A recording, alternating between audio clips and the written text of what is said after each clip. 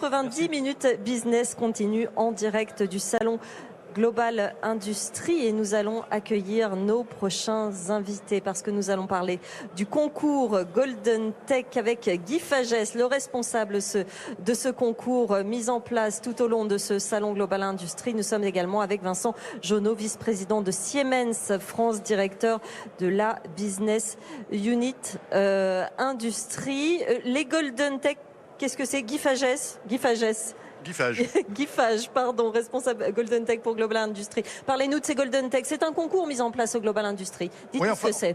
En fait, c'est les Bocuse d'Or de l'industrie. Oui, pourquoi les Bocuse d'Or? Parce que je pense que ça parle à tout le monde, tout de suite on comprend. Et puis Bocuse d'Or, l'idée c'est d'avoir des jeunes, non pas des jeunes de moins de 25 ans comme au WarSkills, mais avoir des personnes qui travaillent vraiment dans les entreprises, qui ont peut-être 10, 15, 20 ans d'entreprise et qui sont soudeurs, qui sont fraiseurs.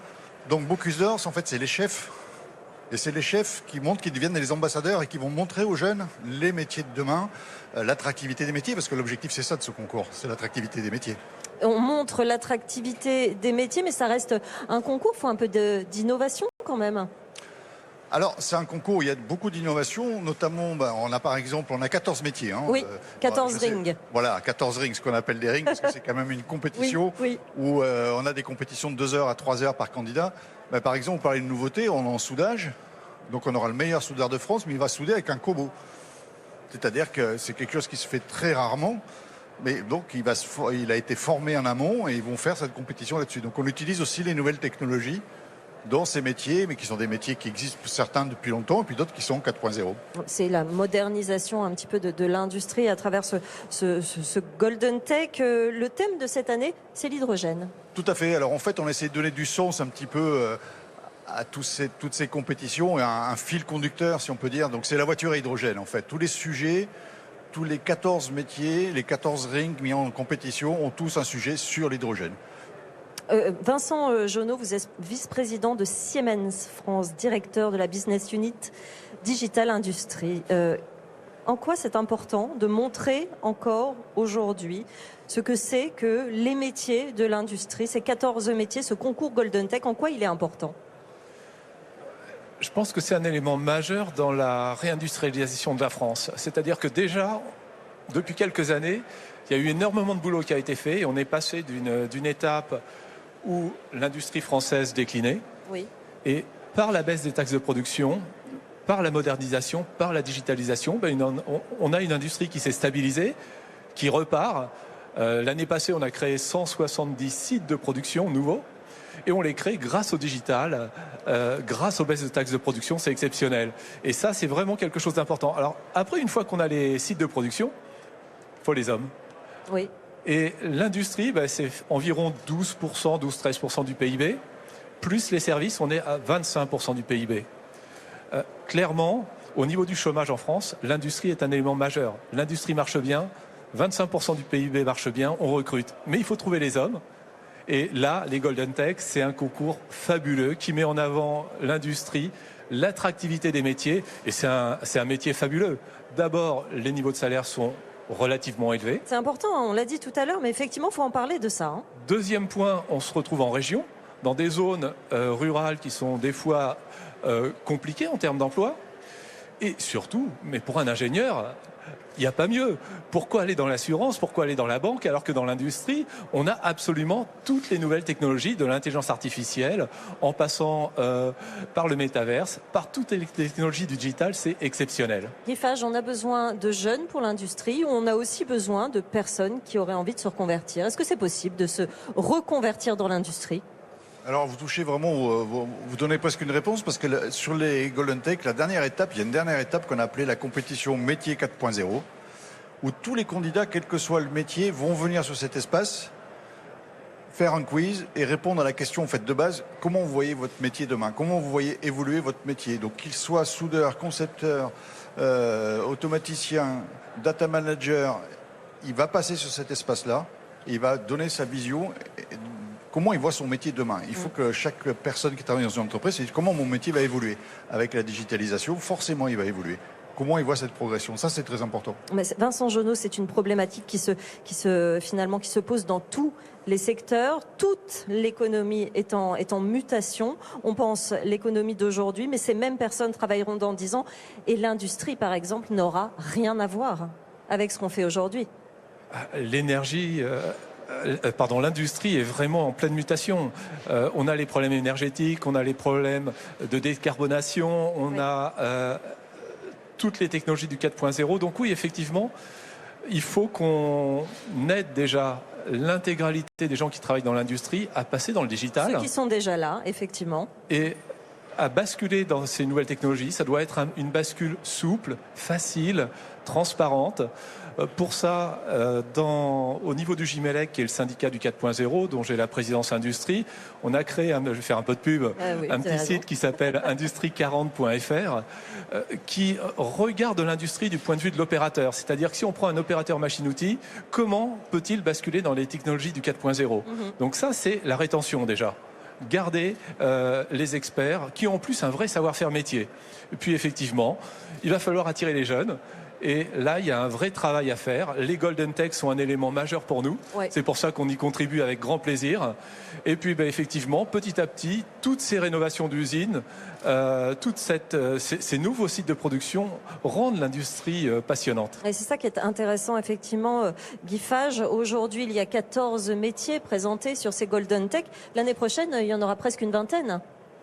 C'est l'objectif. Vous avez bien compris. En fait, l'objectif, on était à 9 la première édition l'an dernier. C'est un très beau succès. Là, on est sur 14. Et les premiers retours que l'on a, oui, on est parti sur 20. En fait, on va rajouter de nouveaux métiers, que ce soit cybersécurité, par exemple, mais aussi mécatronicien. Voilà, on a vraiment tous les métiers. Il faut avoir cette partie, le chemin complet qui va de la conception à la production, à l'automatisation, à l'amélioration de la productivité. En fait, tout ce chemin de l'industrie, il faut qu'on mette en valeur tous ces métiers-là. Et qu'on puisse avoir les représentants des entreprises qui viennent faire cette compétition. On le disait tout à l'heure, il faut attirer dans ces métiers, montrer aux jeunes que ce sont de beaux métiers, que c'est la base finalement du secteur. Quels sont les arguments qui fonctionnent pour la nouvelle génération? Est-ce que c'est de faire justement un métier traditionnel ou au contraire que ces métiers vont évoluer et qu'ils vont avec leur temps aussi? Alors, je ne sais pas s'il y a une recette, mais c'est clair que les Golden Tech, c'est ça l'idée, c'est de montrer, c'est d'avoir les anciens, anciens, façon de parler, qui sont les spécialistes, les ambassadeurs, les Bocuse, c'est pour ça que l'on appelle les Bocuse, qui montrent ce qu'ils font pour les attirer, leur donner envie. Et il y a des espaces, j'ai vu des jeunes passer, ils regardaient, ils disaient, mais c'est du Lego, on est en train d'assembler, mais c'est une boîte de jeu que vous êtes en train de faire. Mais c'est pas une boîte de jeu, ils étaient en train de construire un réseau industriel, et les jeunes étaient en train de regarder en disant, mais tiens, on peut construire ça. Il y a tous les exemples qu'il y a sur place vont leur donner envie d'aller travailler dans l'industrie parce que c'est attirant. C'est pas qu'un écran. En la digitalisation de l'industrie, c'est pas qu'un écran. Et là, on a pris le thème de l'hydrogène, vous le disiez tout à l'heure, mais en fait, on a une voiture qui est la Namix, qui est le premier SUV français. Et il y a beaucoup de sujets qui tournent là-dessus. Et il y a des premières questions. Les jeunes, ils me disent, mais c'est une voiture hydrogène. Et je leur dis, ben oui, mais pour la produire, il faudra la construire demain. Il y en a des milliers. C'est les métiers qui sont là qui vont permettre de la produire. C'est ces métiers qui ont permis de la concevoir. Donc en fait, il y a ce lien. Il va falloir, si on veut industrialiser la France, il va falloir avoir les compétences. Ce qui est intéressant, c'est effectivement que l'hydrogène, c'est le thème de ces Golden Tech cette année. Pour autant, l'hydrogène, même si on en parle beaucoup, c'est encore en test. On ne sait pas ce que cela va donner. C'est un pari. Le gouvernement a créé un plan hydrogène très important. Mais est-ce que c'est un pari ou est-ce qu'on sait que ça avance suffisamment pour se dire que l'industrie sera basée dessus dans 10, 20 ans?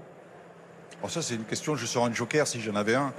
C'est ça, vous ne savez pas répondre non plus. Je ne sais pas vous répondre, mais c'est vrai, quand on voit des acteurs qui présentent une voiture où déjà il y a des milliers de commandes en précommande qui vont commercialiser en 2026, oui, voitures 100% à hydrogène. Bon, on a vécu ça quand même il y a une dizaine d'années, on a des petits jeunes qui s'appelaient Elon Musk et qui sont arrivés sur un marché de la voiture électrique où tout le monde souriait et qui aujourd'hui ont fait leur trou. Donc oui, il y a un côté pari, forcément. Mais si on ne fait pas le pari, on n'ira pas. Il n'y a pas possibilité d'avoir tout le monde avec des voitures électriques. À un moment, il faut avancer dans les technologies. Donc voilà. Alors après, c'est vrai qu'il faut fabriquer cet hydrogène. Il faut avoir de l'hydrogène vert, si possible, plutôt que d'avoir de l'hydrogène qui est fait à partir du charbon ou du pétrole. Ça, on est complètement d'accord. Donc c'est un gros pari. Ce sont des gros investissements, mais on ne peut pas ne pas y aller. On ne peut pas ne pas y aller, effectivement. Vincent Genot, c'est la difficulté, c'est des besoins. Aujourd'hui, on tente d'y répondre, mais c'est ce qu'on disait tout à l'heure avec Roland Lescure. L'industrie, c'est aussi du temps long. Clairement. Vous le verrez pas, mais là, j'ai au pied les premières sneakers produites en France. Chaussures Salomon, oui, produites chez ASF 4.0, Chamatex. Cette usine 4.0, on en a souvent parlé sur BFM Business, c'est vrai. Absolument. Et voilà, le produit est là. Le produit est là, ce sont quasiment les premières sorties d'usine. Oui. Ça fait vraiment plaisir. Le projet, on l'a démarré en 2017. En 2017, effectivement, on a démarré ce projet. Gilles Réguillon, le président de Chamatex, a démarré le projet. Et c'est vrai qu'en 2018, son projet était assez incroyable. Dire je vais relocaliser des chaussures de sport en France, oui, c'était quand même assez osé. On l'a accompagné, on a fait l'usine en virtuel, on a simulé la production, on a simulé le ROI, on a simulé la productivité. On était certain que sur l'usine virtuelle, ce serait un projet rentable. Et donc, en 2018, on a donné notre go, on l'a accompagné. Et aujourd'hui, effectivement, cette usine, elle produit. Et on est en train de voir cette usine pilote. On pense déjà à une extension, peut-être multiplier les projets d'usine. Et ça, effectivement, on est vraiment sur du temps long, mais c'est aussi ultra positif. C'est-à-dire oui, que ce temps long, il nous garantit, si on fait bien le boulot, sur les 10 prochaines années, la réindustrialisation de la France. Et ça, c'est super. Du travail bien fait, c'est aussi l'intérêt de ces Golden Tech. Merci beaucoup d'être venu nous voir, Guy Fage, responsable de ce test, de ce concours Golden Tech. Les résultats, c'est vendredi. Vendredi 14h. Vendredi 14h, on suivra ça, évidemment. Vous pouvez voir tous ces métiers dans les Golden Tech. Merci d'être venu nous voir. Oui, et puis c'est même sur la chaîne de Global Industrie. On peut suivre en direct toute la journée. Il y a une chaîne Golden Tech qui existe, donc on peut suivre toutes les compétitions.